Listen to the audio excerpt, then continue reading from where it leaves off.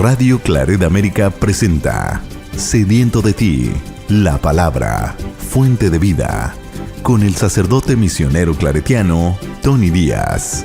Reflexiones diarias del Evangelio. Aquí iniciamos.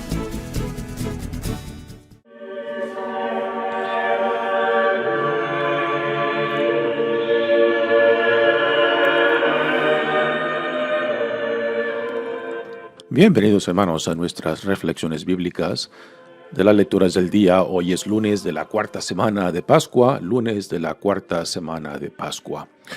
La primera lectura de hoy viene de los Hechos de los Apóstoles, capítulo 11, versículos 1 al 18.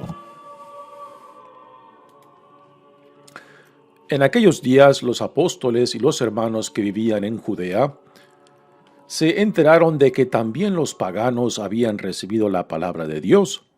Cuando Pedro regresó a Jerusalén, los circuncidados le hicieron reproches, diciendo: «Has entrado en la casa de unos incircuncisos y has comido con ellos». Entonces Pedro les contó desde el principio lo que había pasado. «Estaba yo en la ciudad de Jaffa en oración cuando tuve una visión y vi algo semejante a un gran mantel que, sostenido por las cuatro puntas, bajaba del cielo hasta donde yo me encontraba.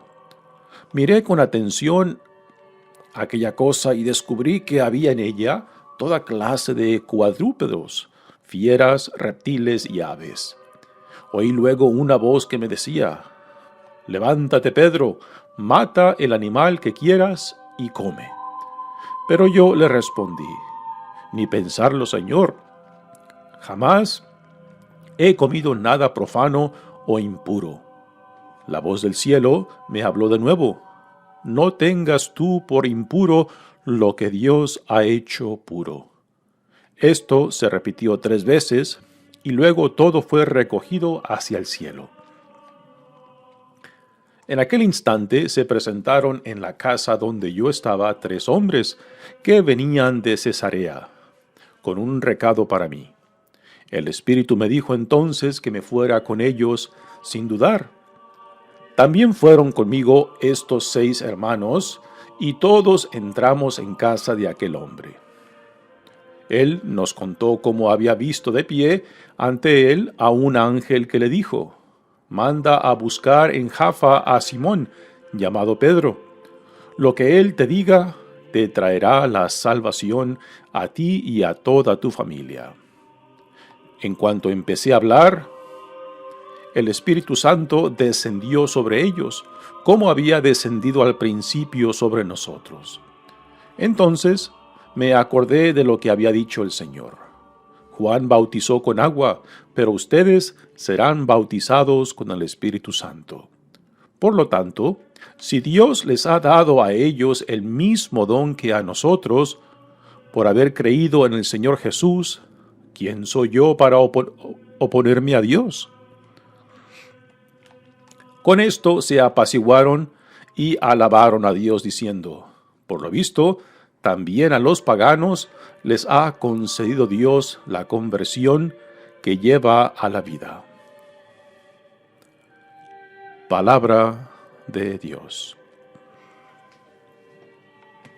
El salmo responsorial es el Salmo 41 y el responsorio es: «Estoy sediento del Dios que da la vida». Aleluya.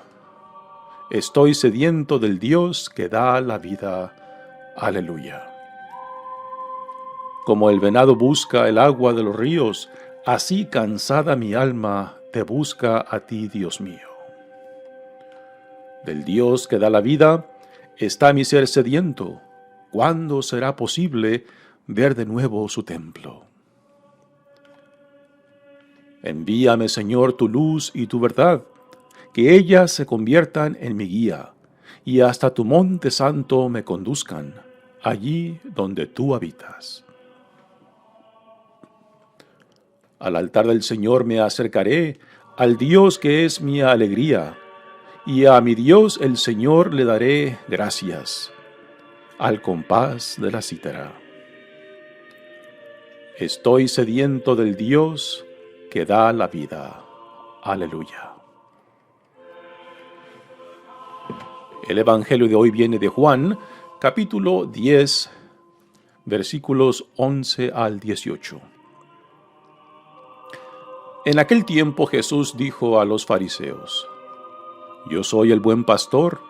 El buen pastor da la vida por sus ovejas. En cambio, el asalariado, el que no es el pastor ni el dueño de las ovejas, cuando ve venir al lobo, abandona las ovejas y huye. El lobo se arroja sobre ellas y las dispersa, porque a un asalariado no le importan las ovejas. Yo soy el buen pastor, porque conozco a mis ovejas y ellas me conocen a mí, así como el Padre me conoce a mí y yo conozco al Padre. Yo doy la vida por mis ovejas. Tengo además otras ovejas que no son de este redil, y es necesario que las traiga también a ellas. Escucharán mi voz, y habrá un solo rebaño y un solo pastor. El Padre me ama porque doy mi vida para volverla a tomar. Nadie me la quita, yo la doy porque quiero. Tengo poder para darla y lo tengo también para volverla a tomar. Este es el mandato que he recibido de mi Padre. Palabra del Señor. Muy bien, demos comienzo a nuestra reflexión de las lecturas de hoy. Y en este día tenemos un tema de mucha importancia para el desarrollamiento del cristianismo. Y es el tema de la universalidad del plan de salvación de Dios. Recordamos de que el cristianismo nace dentro del judaísmo y que las primeras dos generaciones de la iglesia cristiana en su mayoría eran judíos cristianos. Pero cada vez más paganos, o sea, no judíos, empiezan a escuchar el mensaje del Evangelio y son atraídos por Dios al Evangelio. Y ahora entra la cuestión de si han de recibir a paganos en la iglesia o no. Y si los han de recibir, ¿cómo los han de recibir? ¿Tienen que hacerse primero judíos? O sea, aplicarles la ley mosaica a ellos, y particularmente para los hombres paganos, tener que circuncidarlos. O si solamente se les aplica parcialmente la ley mosaica. Así que aquí entra una nueva situación de cómo recibir a los no judíos. Desde el punto de vista de la ley, pues es una cuestión de que si se le aplica o no se le aplica la ley. Desde el punto de vista humano, aquí se empieza a romper patrones, ¿no? Porque hasta ahora la mayoría de los judíos cristianos pues están dentro del judaísmo, y recibir a paganos pues es ir en contra de los ideales y principios judíos, ¿no? Así que aquí se pone en práctica lo que Jesús nos comenta en el Evangelio de hoy, cuando dice: tengo además otras ovejas que no son de este redil, y es necesario que las traiga también a ellas. Escucharán mi voz, y habrá un solo rebaño y un solo pastor. Así que cuando Jesús en este Evangelio de Juan dice que tiene otras ovejas que no son de este redil, es muy probable que se está refiriendo a los paganos, o sea, a los no judíos. Y en la primera lectura de hoy tenemos explícitamente esta situación. Esta lectura continúa la escena de la que tradicionalmente se le llama la conversión de Cornelio. Cornelio es un oficial militar del Imperio Romano que vive en Cesarea, y parece que es un hombre piadoso, atento a las nociones religiosas. Y cuando él recibe una visión donde se le aparece un ángel que le dice que mande traer a Simón, llamado Pedro, para que venga a él, en ese mismo instante también Pedro está recibiendo una visión que en la lectura de hoy la comparte con la comunidad cristiana en Jerusalén cuando regresan, porque ya se han enterado en Jerusalén que Pedro estuvo en Cesarea en la casa de un pagano, y para la mentalidad judía, pues esto era algo reprochable, puesto que un judío no podía entrar a una casa de paganos porque quedaba impuro religiosamente. Y cómo es que Pedro ha entrado a la casa de un pagano. Aquí lo que queda bien claro es que las primeras generaciones de judíos cristianos aún se autoidentifican como judíos, y que por tanto la ley mosaica sí les aplica.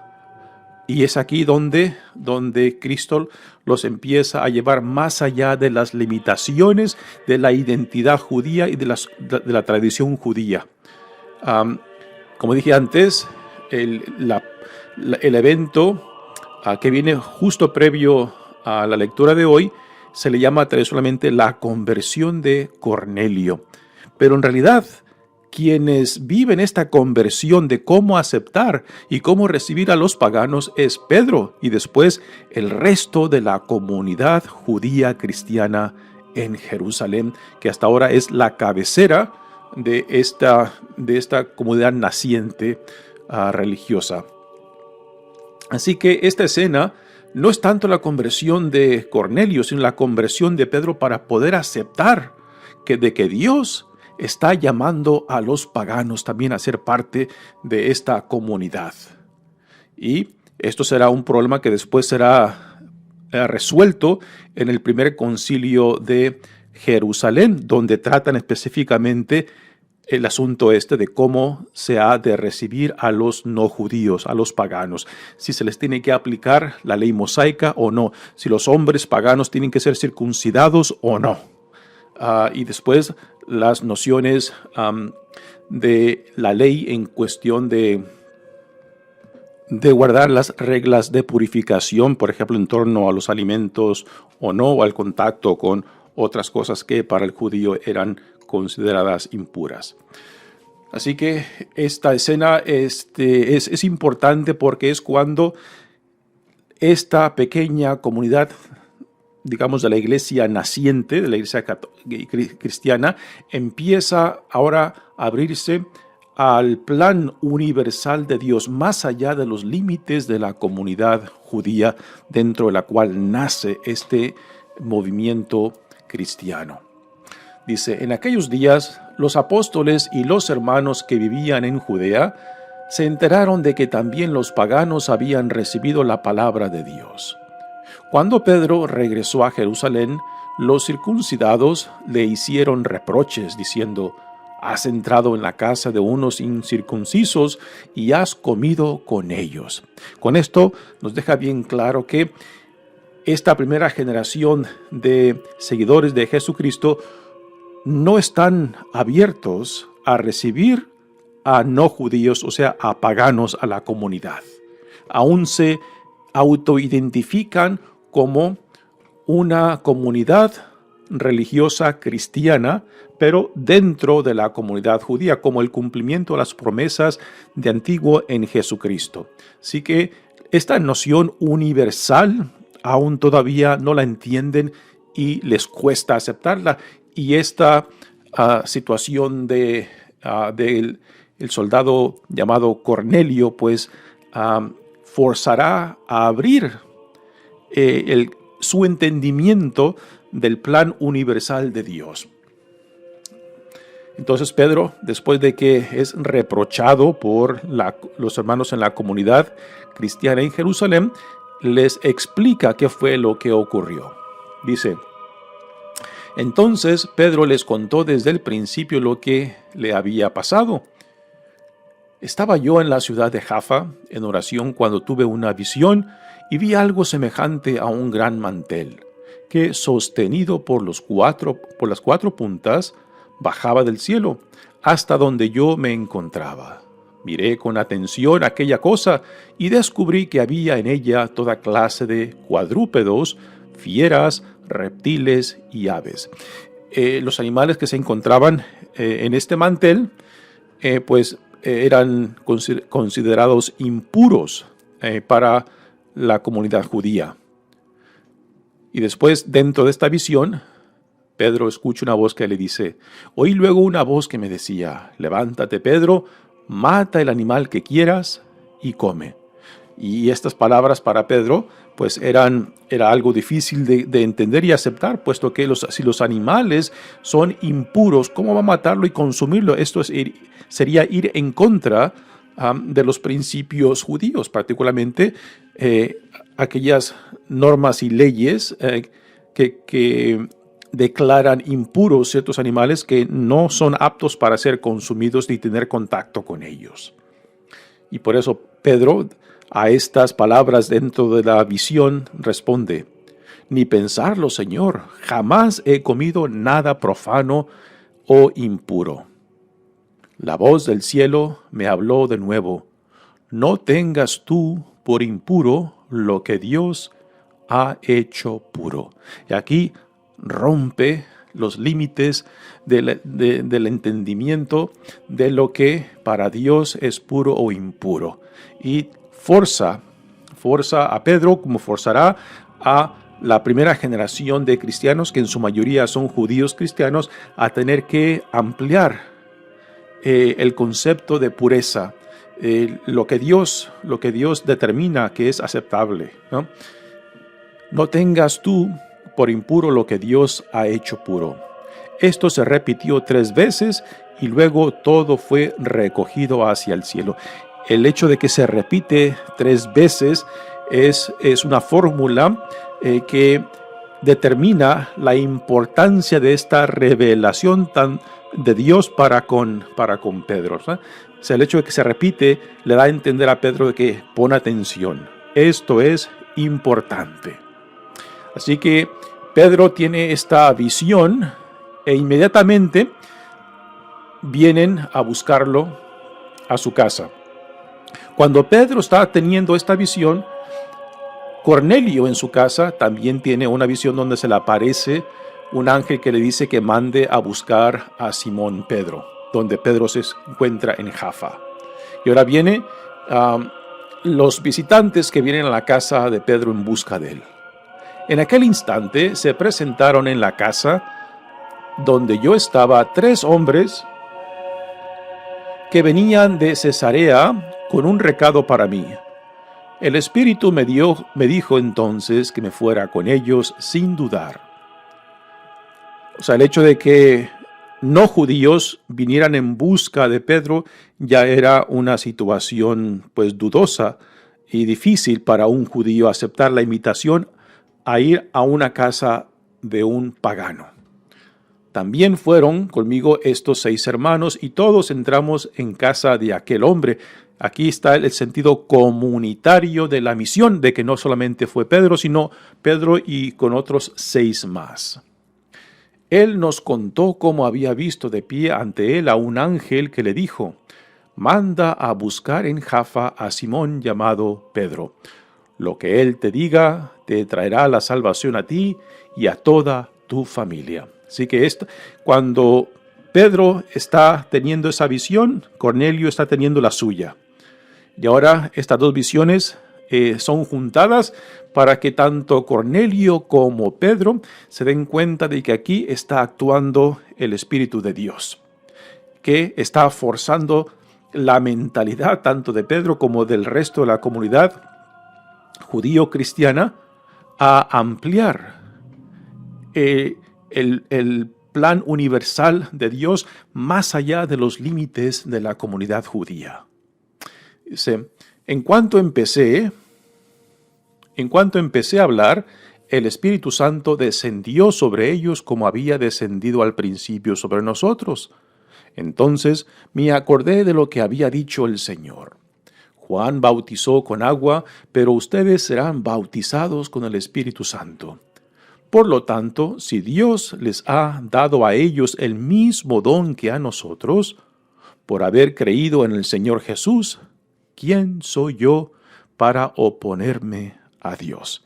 Y aquí Pablo defiende su acción de haber ido a la casa de un pagano, entrar a la casa y sentarse a comer con ellos, lo que un judío simplemente no se atrevería a hacer.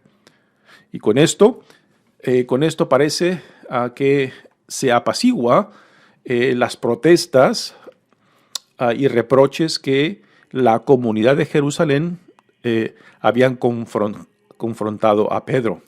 Pero esto solamente calma la situación porque todavía no han resuelto la cuestión de cómo han de recibir a paganos en la comunidad cristiana. Repito, si tienen que someterlos primero a que sean judíos, o sea, someterlos a la ley mosaica y a los hombres, circuncidarlos, o si no se les aplica la ley, o si se les aplica solamente parcialmente, y hasta dónde, qué es lo que se le aplica y qué es lo que no se le aplica, ¿no? Y este será un tema que será resuelto más adelante en el primer concilio, llamado el Concilio de Jerusalén, que se llevó a cabo en el año 49. Así que Pedro ya da testimonio de lo ocurrido para calmar el reproche y también las dudas y quizás el escándalo de los hermanos en la comunidad cristiana en Jerusalén. Con esto se apaciguaron, pero no resolvieron. Apaciguaron y alabaron a Dios diciendo, por lo visto, también a los paganos les ha concedido Dios la conversión que lleva a la vida. Y esto para nosotros hoy en día que leemos esto, nos presenta una cuestión muy importante, ¿no? Cómo hemos de también amplificar el concepto universal del plan de Dios, cuando a veces también por nuestras propias estrechez de corazón, también y de entendimiento, pues pensamos que solamente ciertas personas tienen acceso a Dios. ¿Y quién determina quién tiene acceso a Dios y quién no tiene? Porque a veces somos nosotros los que pretendemos decidir, cuando en realidad es Dios, es el Espíritu Santo, quien decide quién tiene acceso y quién no tiene acceso a Dios. Nuestra responsabilidad es estar atento, estar muy atentos a la voluntad de Dios y estar receptos para recibir lo que Dios está haciendo y no crear obstáculos. Porque cuando nosotros como iglesia empezamos a crear obstáculos para que otros, que Dios les da acceso a Él, entonces perdemos de vista la razón del por qué la iglesia existe. La iglesia no existe para sí misma. La iglesia existe como sacramento para el reino de Dios. Y si en vez de crear oportunidades, en vez de ser puente, creamos paredes, creamos divisiones, creamos obstáculos, entonces estamos frustrando la misma misión de la iglesia y por la cual existe. Así que esta lectura nos presenta y nos recuerda, ¿no?, de que es Dios quien determina quién tiene acceso y quién no tiene acceso. Ese poder, esa decisión le pertenece solamente a Dios y no a nosotros. Es nuestra responsabilidad estar dispuestos, abiertos a lo que Dios está revelando y haciendo entre nosotros. Pasamos al Evangelio de hoy, que viene de Juan, y ahora se nos presenta otra imagen que Jesús utiliza. El viernes pasado hablábamos de la autoidentificación de Jesús como el pan bajado del cielo. Yo soy el pan bajado del cielo, nos dice Jesús el viernes pasado. Pues ahora Jesús nos presenta otra autoidentificación con otra imagen muy importante, y una imagen que también la vemos mucho en el Antiguo Testamento, porque es una imagen del ambiente de esa región, donde el pastor era un personaje de la vida diaria del pueblo de Israel y de toda esa región. Así que aquí Jesús está utilizando una imagen para autodefinirse, que también está conectada con la que ya escuchamos la semana pasada del pan bajado del cielo. Dice el Evangelio de hoy. En aquel tiempo Jesús dijo a los fariseos: Yo soy el buen pastor. El buen pastor da la vida por sus ovejas. En cambio, el asalariado El que no es el pastor ni el dueño de las ovejas, cuando ve venir al lobo, abandona las ovejas y huye. El lobo se arroja sobre ellas y las dispersa, porque a un asalariado no le importan las ovejas. Aquí Jesús hace la distinción entre el buen pastor o el pastor genuino a comparación de aquel que es solamente asalariado, aquel que simplemente trabaja por el sueldo y no porque le importan las ovejas, no porque tiene interés de cuidar y aún dar su vida por las ovejas. Jesús dice, el buen pastor no solamente cuida de ellas, sino que está dispuesto a entreponerse entre las ovejas y aquello que amenace tanto la salud como las vidas de sus ovejas. Da el ejemplo de un lobo, ¿no? Y el buen pastor, pues, está decidido aún para entreponerse entre el lobo, aquel que busca dañar las ovejas, y las ovejas mismas. Así que el buen pastor es alguien que tiene el interés de las ovejas, que busca cuidarlas y defenderlas, y aún dar la vida por ellas. Y esto es algo que Jesús mismo, pues, se le aplica a su vida, puesto que Él, por su propia voluntad, por amor tanto a Dios como a nosotros, Él, por voluntad propia, se entrega, se dona para nuestra salvación. Nuevamente Jesús dice en el Evangelio, yo soy el buen pastor. Recordamos que esta es una de 7 frases que en Juan Jesús utiliza para autoidentificarse. Yo soy el buen pastor, y esta expresión de yo soy nos remonta a cómo Dios se autoidentifica cuando Moisés en el monte Joreb tiene esta visión de Dios y Moisés le pregunta, ¿y si el pueblo tuyo en Egipto me pregunta quién es quien me envía? Y Dios le responde, diles que yo soy te ha enviado. Es así como Dios se autoidentifica en esa escena con Moisés en el monte Joreb, y aquí Jesús la está utilizando para sí mismo. Yo soy el buen pastor, porque conozco a mis ovejas y ellas me conocen a mí, así como el Padre me conoce a mí y yo conozco al Padre. Recordemos lo que mencionamos la semana pasada cuando Jesús hablaba de yo soy el pan bajado del cielo, el pan de vida. Y el comer de su carne, el beber de su sangre, nos invita a una comunión con Él, o sea, de una identificación plena con Él, para participar en la vida eterna que Él nos ofrece. Pues igualmente aquí la imagen del buen pastor habla acerca de esa comunión entre el pastor y las ovejas. Las ovejas son dóciles a la voz y liderazgo del pastor. Y el pastor está atento al cuidado y la protección de las ovejas. Así que aquí habla de una comunión entre el pastor y las ovejas. Y este es el punto importante para aprender. Cuando Jesús utiliza esta imagen del buen pastor, de que para participar en la nueva vida, la vida eterna a la cual Dios en Jesucristo nos llama, tenemos que estar plenamente identificados tanto con sus enseñanzas, tanto con su vida y con la visión del reino que Él nos modela. Esto es parte de lo que significa creer en Él, creer en la totalidad de Él, identificarnos con Él, hacerla nuestra, esta visión, y después vivirla.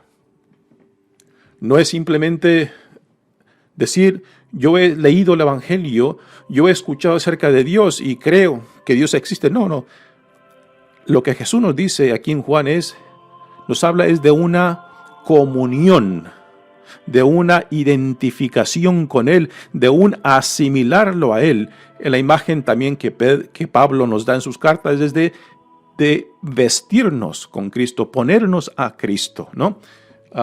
Es otra imagen que también se puede utilizar para explicar a qué hace referencia Jesús con estas imágenes, en este caso del buen pastor y las ovejas. Ahora dice, yo doy la vida por mis ovejas. Tengo además otras ovejas que no son de este redil, y es necesario que las traiga también a ellas. Escucharán mi voz y habrá un solo rebaño y un solo pastor. Nuevamente aquí está el sentido universal del plan de salvación de Dios más allá de la comunidad judía, que Dios quiere reunir bajo un solo rebaño, bajo un solo Señor, bajo un solo pastor a toda la creación. Así que ¿quién tiene acceso a Dios? Eso es algo que Dios lo determina y no nosotros. Es responsabilidad nuestra estar atento a la voluntad de Dios, a cómo Dios está llamando, atrayendo a otros, y es responsabilidad nuestra recibirlos, puesto que es el pastor quien determina a quién tiene acceso a él o a quién llama, no nosotros. El Padre me ama porque doy mi vida para volverla a tomar. Nadie me la quita. Recordamos aquí entra el tema de que el tiempo Kairos, a diferencia del tiempo Cronos, el tiempo Kairos es el tiempo de Dios, el tiempo propicio, el tiempo de la voluntad de Dios, que cuando se determina. Y es algo que Dios lo determina, no que el mundo, no que otros.